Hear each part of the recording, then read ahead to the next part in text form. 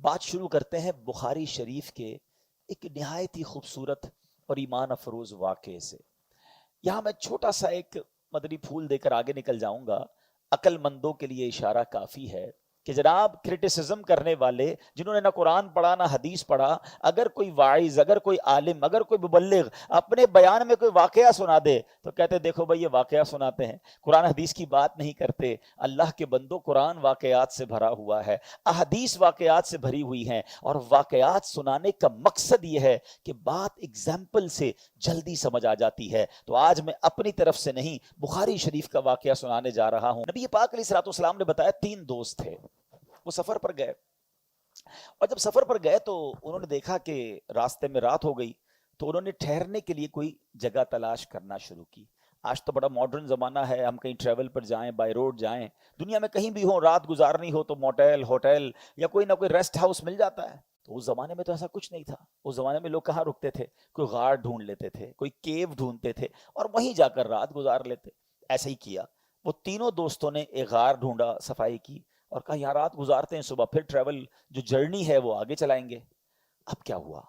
جب وہ رات اس غار میں گئے، اللہ کی کرنی ایسی ہوئی کہ ایک بڑی سی چٹان وہ گری اور اس نے اس غار کا منہ بند کر دیا۔ اب باہر نکلنے کا راستہ نہیں۔ اور آپ اس زمانے میں سمجھتے ہیں اس کا مطلب کیا ہوا؟ آج کے دور میں اگر کوئی پھنس جائے تو موبائل فون کر سکتا ہے، لوکیشن شیئر کر سکتا ہے، انٹرنیٹ کا زمانہ ہے کہ بھائی یہاں پھنسا ہوا ہوں، ذرا ریسکیو کرو۔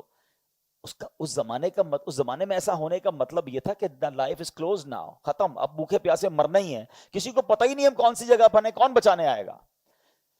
تینوں دوست سوچنے لگے کہ اب ہوگا کیا۔ دین دے ڈیسائیڈڈ کہ یوں کرتے ہیں، مر تو لگتا تو ایسا ہی مر ہی جائیں گے، اللہ سے دعا کرتے ہیں اور باری باری ہم تینوں اپنی زندگی کا کوئی ایسا عمل اللہ کی بارگاہ میں پیش کرتے ہیں جو ہم نے ایسا کیا ہے کہ ہمیں امید ہے کہ اللہ اسے قبول فرما چکا، اور اللہ اس عمل کی وجہ سے ہمیں اس غار سے نجات دے دے۔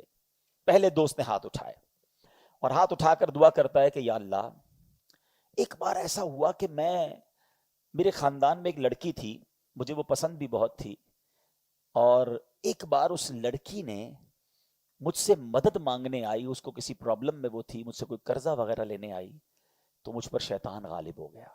میں نے کہا پیسے تو دے دوں گا مگر تمہیں میرے ساتھ برا کام کرنا پڑے گا۔ لڑکی بڑی مجبور تھی، کہنے لگی ایسا نہ کرو، اللہ سے ڈرو، میں ضرورت مند ہوں، مجھے میری مدد کر دو۔ وہ شخص کہتا ہے یا اللہ، میرے پاس قابو بھی تھا، کنٹرول بھی تھا، وہ لڑکی راضی بھی ہو گئی تھی، مگر بیچاری نے کہا مجھے کہ اللہ سے ڈرو، ایسا نہ کرو۔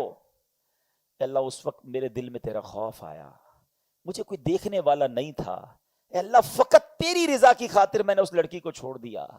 اے میرے مالک، اگر وہ عمل میں نے تیری رضا کے لیے کیا تھا تو میرے مولا ہمیں اس مصیبت سے نکال دے۔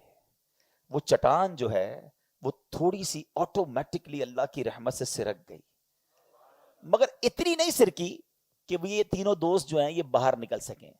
اور یہ میں واقعہ آپ کو حدیث پاک کا اور بخاری شریف کا سنا رہا ہوں۔ اب بات کرتے ہیں دوسرے دوست کی۔ اس نے ہاتھ اٹھایا، کہتا یا اللہ عز و جل،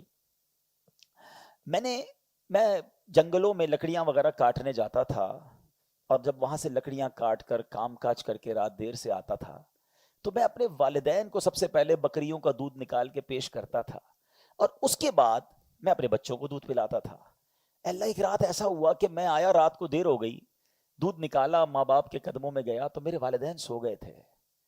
اے رب کریم، میں سوچ میں پڑ گیا کہ والدین سو گئے تو بچوں کو کیسے پلاؤں؟ ادب تو یہ کہتا ہے کہ ماں باپ کو پہلے پلانا ہے۔ بچے کہتے رہے بابا جان ہمیں بھی پلائیں، ہم نے کہا نہیں۔ میں ماں باپ کے کنارے کھڑا رہا ساری رات، میں والدین کے بستر کے پاس کھڑا رہا کہ جب ماں باپ کی آنکھ کھلے گی انہیں دودھ پیش کروں گا۔ ایسا ہی ہوا، جب ماں باپ اٹھے تو میں نے ماں باپ کو دودھ پیش کیا، پھر اپنے بچوں کو پلایا۔ اللہ، وہ جو میں نے خدمت کی تھی اپنے ماں باپ کی، اگر وہ خدمت تیری رضا کے لیے کی تھی تو میرے مولا آج ہم کو اس غار سے نکال دے۔ حدیث پاک کے الفاظ ہیں، وہ پتھر تھوڑا سا اور سرک گیا، مگر اتنی جگہ نہ بنی کہ وہ تینوں نکل سکیں۔ اب تیسرا دوست، اس نے ہاتھ اٹھائے، کہتا یا اللہ، ایک بار ایک مزدور آیا تھا میرے پاس، اور اس مزدور نے میرے پاس مزدوری کی اور اپنے پیسے لینا بھول گیا۔ وہ تو چلا گیا، میں نے اس کے پیسے سنبھال کے الگ رکھے، بلکہ اپنے کاروبار میں ایک چھوٹا سا شیئر جو ہے، کاروبار کا ایک چھوٹا حصہ اس کے پیسوں سے کرنا شروع کر دیا۔ بہت عرصے کے بعد اس مزدور کی یاد آیا اسے، وہ آیا مجھے کہنے لگا صاحب یاد ہے کچھ عرصہ پہلے آپ کے پاس آیا تھا، مزدوری کی تھی، تھوڑے پیسے میرے باقی ہیں۔ وہ شخص کہتا ہے یا اللہ میں نے اس سے کہا کہ یہ جو سارا ریوڑ ہے نا، بکریاں جانور، یہ سب تیرے ہیں۔ کہتا ہے میرے کہاں سے ہو گئے، میرے تھوڑے پیسے تھے۔ کہ وہی تھوڑے پیسے کاروبار میں لگائے تھے وہ اتنے بڑھ گئے ہیں، لے جا سب تیرا ہے۔ وہ بڑا خوشی خوشی وہ جانور لے کر چلا گیا۔ میرے مولا اگر وہ میرا عمل تیری رضا کے لیے تھا تو اے اللہ جب ہمیں بچا لے، اس غار سے نکال دے۔ پیارے آقا علیہ الصلوۃ والسلام فرماتے وہ پتھر اور سرک گیا اور یہ تینوں شخص اس غار سے باہر آ گئے۔ اب اس واقعے سے اتنا کچھ سیکھنے کو ملتا ہے، اللہ اکبر۔ سب سے پہلی بات تو میں ایک عشق والی اور ایک عقیدے والی بھی کلیئر کر دوں۔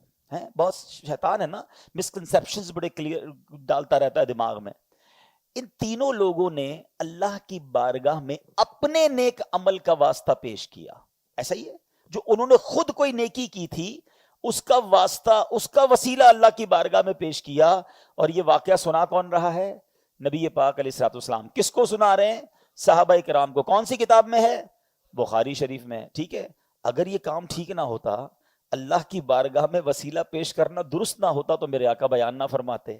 اٹ مینز نبی پاک تو تعلیم دے رہے ہیں کہ دیکھو ان لوگوں نے اللہ کی بارگاہ میں اپنے نیک عمل کا وسیلہ پیش کیا، اللہ نے انہیں اسکیپ کر دیا، اس جگہ سے یہ نکل آئے۔ تو میرا سوال یہ ہے، ہم گناہ گار، ہم سیاہ کار، سراپا خطا کار، ہم اپنے نیک عمل کا واسطہ پیش کریں وہ رب قبول فرما لے، تو جو سراپا عبادت گزار غوث اعظم ہوں، عبادت کے شہنشاہ صحابہ کرام ہوں، اور سب کو عبادت سکھانے والے نبی پاک علیہ الصلوۃ والسلام ہوں، اگر کوئی امتی نبی پاک کا واسطہ پیش کرے کہ اللہ میری دعا قبول کر لے، مجھ سے مصیبت ٹال دے، صحابہ کا واسطہ پیش کرتا ہوں، اولیاء کا واسطہ پیش کرتا ہوں، تو یہ تو حدیث پاک سے سیکھنے کو مل رہا ہے۔ تو ایسی کسی بات میں کوئی کنفیوژن دماغ میں نہیں آنی چاہیے۔ اب تھوڑا سا آگے چلتے ہیں، یہ تین عمل کیا تھے؟